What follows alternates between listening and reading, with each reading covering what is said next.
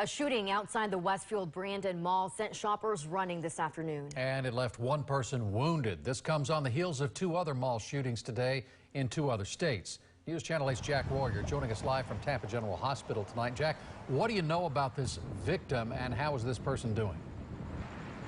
Keith and Jen, he suffered non-life-threatening injuries in this incident earlier and is being treated here at TGH tonight. But that shooting sent shoppers scrambling, scared, especially in the wake of recent gun violence across the country.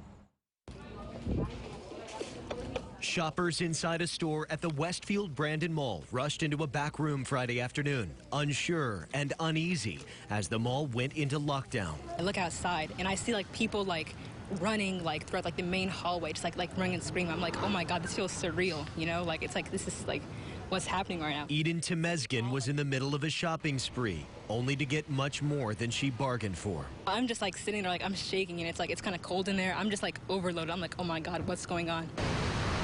Outside, two men who knew each other had started arguing near a kiosk before moving outside when one of the men fired shots. The suspect leaving the scene in a car before the victim was taken to the hospital. It's a great mall, great people here too. I mean, this stuff like this happens everywhere. We see it every day.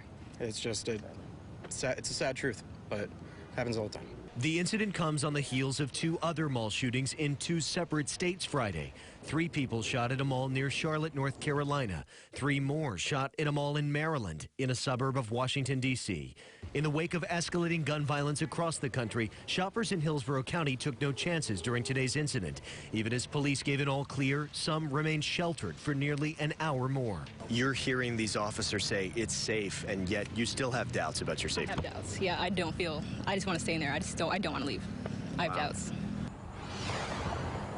Just the reality of the world we're living in now. Deputies were quick to point out there was no active shooter and there remains no threat to the public tonight. That victim and shooter, deputies say, knew each other before this incident, but they're still looking for that suspect tonight, and they urge anyone with information about this incident to call Crime Stoppers or the Hillsborough County Sheriff's Office. Live in Tampa tonight, Jack Royer, 8 on your side.